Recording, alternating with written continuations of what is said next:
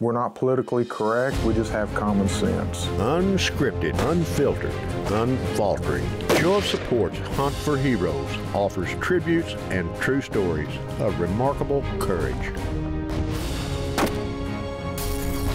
If these terrorists could come in your bedroom and kill you, your wife, and your kids, and that's what these men are fighting to protect us from, these murdering idiots, and they're taking them out so that we don't have to deal with them over here. Show of Support started it all just after the shock and awe bound a nation together. Now, years of footage portraying wounded veterans, deer stands, and standing ovations. Hunt for Heroes, that started as one man's way to say thanks, is now a series that many say is way overdue. I ain't never felt like that before, and I want to feel that again. It's just a raw emotion. They left us being loved and being honored for the heroes that they are. We still have 40,000 injured troops. If you threaten our people and our way of life, we will find you wherever you may be hiding, in the place you feel most safe, and we'll kill you in your own bedroom. Thank you for being a country worth fighting for. God bless you, and God bless the United States of America. It's going to take a while to get around all of them, but there's no quitting. It'll never stop as long as I'm breathing. Show of Support Hunt for Heroes is made possible through a partnership with Pioneer Natural Resources, Boss Blinds, Caltech, Tico Field Service, Double J Ranches, CBT Charities, and Christmas for our troops. Okay, push him forward. There you go. Get as far back as you can. Fill that camera up with horn. I couldn't believe it. When I got up to it, it was just a beautiful animal. Get a bunch of them, Clayton. There you go. And just the excitement was just unbelievable. It was an awesome experience. Suck in your gut. We got it. The plan is on getting a shoulder mount. Bow up, man. Okay, Clayton, you need to get in here. It's the hunt that will always be remembered for the blast of ice and temperatures in the teens, and the hunting camp that served as home for the duration of the time stranded in West Texas. We got the background. We got our girlfriends on our mind. United States Marine Nestor Hernandez braves the bitter cold for his first mule deer buck ever. And it's a hunt to which he almost never arrived.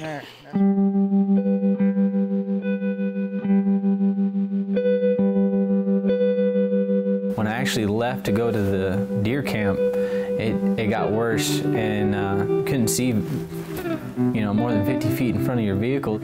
Slow pace going up and down these mountains, but that didn't bother me a bit. I was more excited about getting there and getting to hang out with all the guys and just going on this hunt. I'm just glad that none of my Marines died that day. We had 12 casualties. I wear this bracelet every day because he was my best friend. Nestor did make it, and he holds a crowd of hunters spellbound as the story of his final combat action sent him home. Something about sitting around that campfire, telling stories. Kind of felt like we were back in the day as it was anyways. Set up with the tents, old style. You had the chuck wagon behind us. It was different. That's it, Nestor? Yeah, this is the piece right here. Oh, buddy. He was telling us the story. Yeah, he told me. Okay. Unbelievable, brother. My doctor's recommending, me doing this as a form of therapy.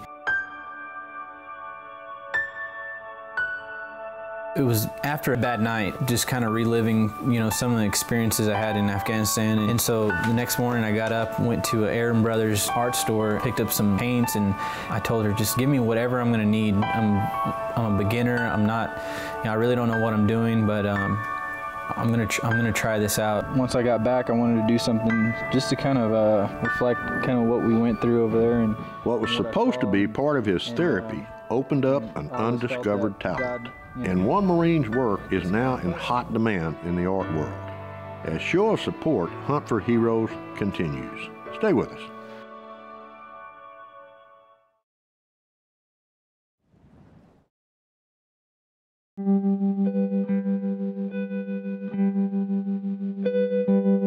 For tonight, generally clear, cold, low 11. Winds. The storm is just part of a huge Arctic winter blast covering much of the United States. Major airport hubs backed up for hours. If you don't have multiple layers on, but you could put put yourself in danger of frostbite or hypothermia. Now bringing a blast of Arctic air across most of the country. It wasn't good driving conditions at all. I kept having to stop and having to bust the ice off my windshields because they kept building up. It was kind of scary sometimes.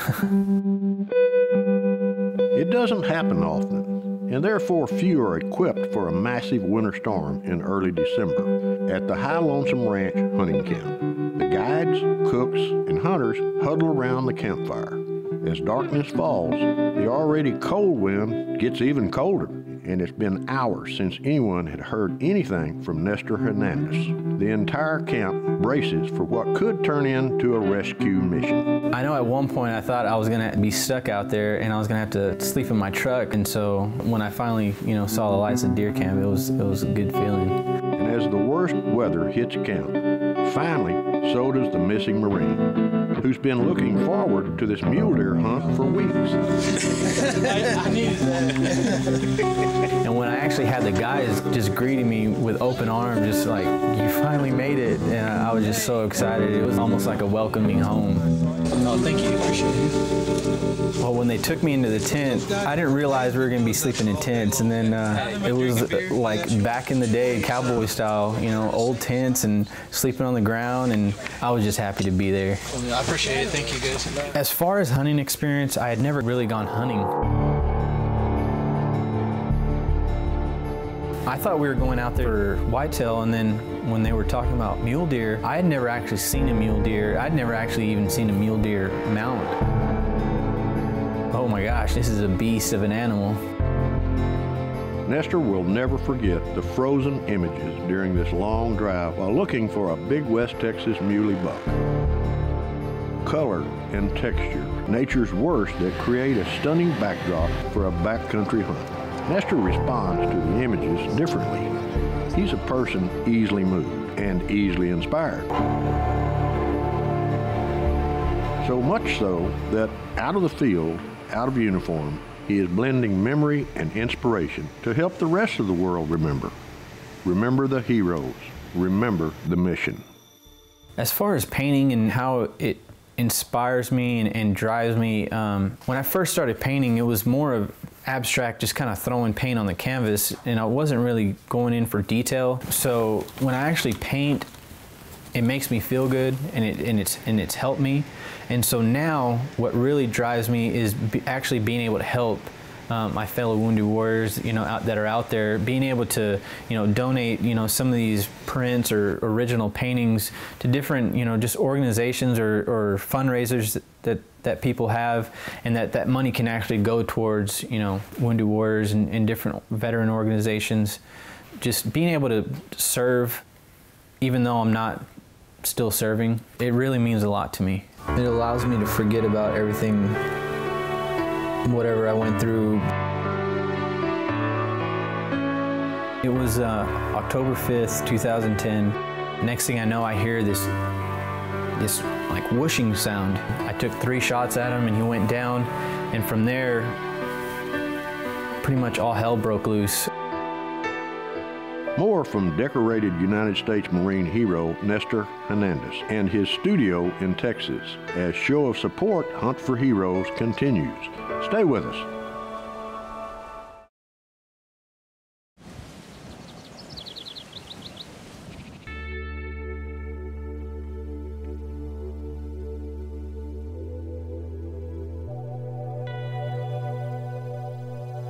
My therapist had recommended doing something, just as an emotional outlet. He asked, do you write, do you sing, do you dance, and then he mentioned art. And I'd always kind of been intrigued with art and did a little bit, here and there drawing in school, but it never was anything serious. It wasn't until I got back to the States and just had a bad night and just couldn't get my mind off of it. And so one morning I went over to an art store and walked in, told the lady, I've got $500, give me what I need, I'm just a beginner. Sometimes the things that seem so natural can be hidden for years. Decorated combat Marine Nestor Hernandez never gave much thought to art. never imagined one day he'd be mixing colors on a canvas. Images born in combat. My mom actually told me, you need to show this stuff off. So she started posting stuff on Facebook, and it's just kind of been a snowball effect since then. The Chris Kyle one, I did that one shortly after I'd heard about him passing away. And so I actually ended up getting one of the patches he's actually wearing in that painting, and just kind of just a tribute and memorial, you know, kind of to him. I did this one, I've got the Marine holding the M14, got the red streak going across, and just kind of sadness really for, you know, the families back home, you know, thinking about us and worrying about us. And then this one up here, just kind of another loose interpretation that I wanted to do of a Marine and his canine and the dog handler. I know 2 canines that, you know, saved many Marines' lives, and so I just kind of did that one as just a tribute to, you know, the Marine and his canine. And then the one back here was a picture that I got sent to me, and this was actually it was a photo taken of my squad several days after I had actually got injured.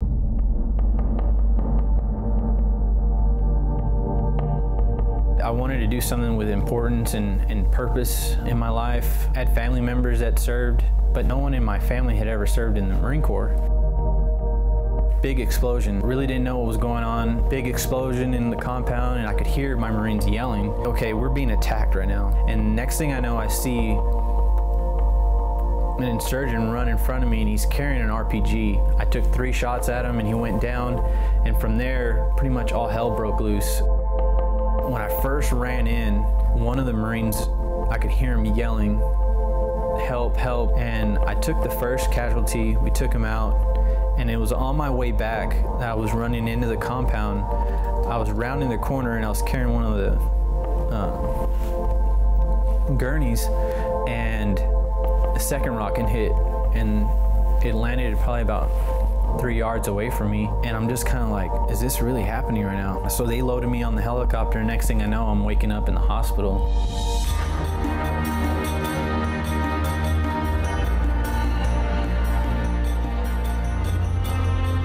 I had a grade 3 traumatic brain injury, trapped on the left side of my body, and then there was just like bits and pieces that got hit, but luckily I didn't lose a leg or an arm or anything. I don't have very good hearing out of my left ear.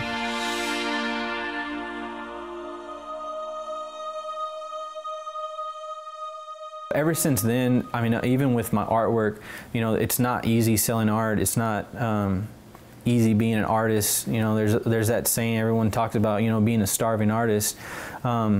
But I've definitely been blessed through my artwork and being able to meet people. That's it, Nestor? Yeah, this is the piece right here. Oh, buddy. Just telling us the story. Yeah, he told me. Okay. Unbelievable, brother. Awesome work. Took me about 6 months total to finally finish the whole piece, but that's what I had in my mind. I had dreamt about it. I always felt that, you know, God had his guardian angels looking out for me, and I mean, if I can do this the rest of my life, I'll be happy, because this is my passion in life now, and what I love being able to do is, you know, donating stuff like this and helping other veterans. Because donated this to our event, and it went for $5,000. $5,000. I was blown away. I was like, $5,000. I was like, it was awesome. Good work. It's just a really good feeling that they appreciate it, and that they know like how much of myself that I put into it. So it's a good feeling knowing that it means so much to them that they're going to cherish it.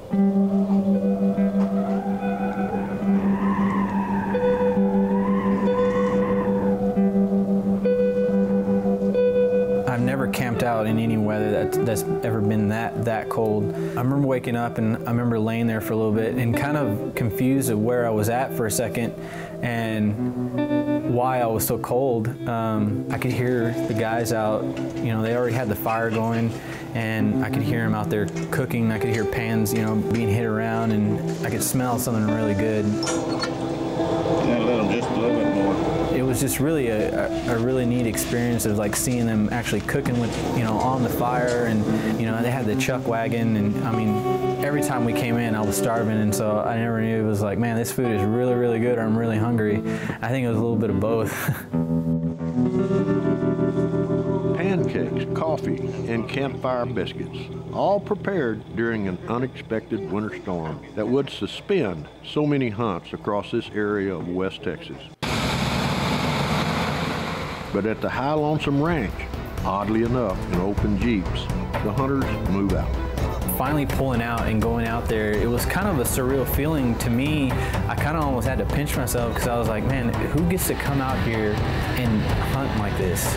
In the frigid morning air, Nestor rides with guide Clayton Wade Williams and expert spotter Sammy Lissy. Bitter cold made worse by immeasurable wind chill and a coating of thick ice. It should make for a good hunt. Sammy and Clayton figure the mule deer have to move after the ice storm the night before. My first thought was, this has got to be one of the, worst ways to do it, with this kind of weather. I just couldn't believe it. The desert, a hero, and the winter cold. As show of support, Hunt for Heroes continues. Stay with us.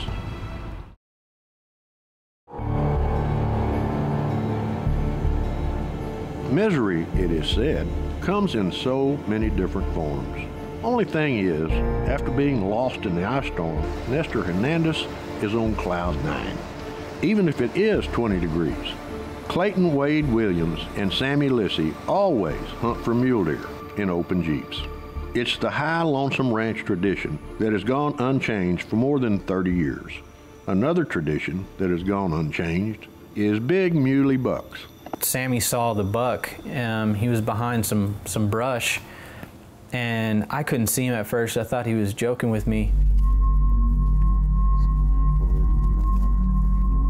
We bailed out of the Jeep so we could get closer to it. We couldn't get a really good look at it at first because it was just, his back end sticking out, but ever so often I could see his horns sticking up over the brush. I knew he was huge. Once we came around and we could get a good spot on him, there was a doe just to the left, and guys kept telling me, as long as that doe is there, he's gonna want to stick around. I told Sammy, I was like, you just let me know when, I got the green light. He's like, as soon as he turns, take the shot. I was like, all right. And it just seemed like it took forever. He was fixed on whatever he was eating. At this point, the sun rises higher, revealing ice ushered in the night before. Clayton, Sammy, and Nestor don't seem to notice. They remain locked in on this buck, waiting for him to step out and turn. He's looking right over his shoulder right there, Bubba. He keeps looking down at this creek. And we got three does coming in right here. When he stood up and I saw how big these horns were, I couldn't believe that they were actually gonna let me shoot this buck. I was like, this is a big buck. Are you sure this is not one of your trophy deer that y'all wanna hang on to? And they're like, no, this one's yours. He stood up and kind of just stood perfectly, and that's when I took the shot. Got him. Here he comes, coming to us, he's coming to us. Yeah, chamber another round. Good shot, Bubba. Good shot. He ran maybe 20 yards and dropped. He's down. Yeah. Woo! That's a shot, Bubba. Good shot. 250 yards, my friend. That wasn't an easy shot. That wasn't an easy Thank you, shot. guys. Soto killer. Right. Good job. That was awesome. Awesome. Good day. Were you nervous? A little bit. Nervous. I was just filled with excitement and just the anticipation to actually get over there and get my hands on him. That's a question I haven't figured out yet. How are we going to get him?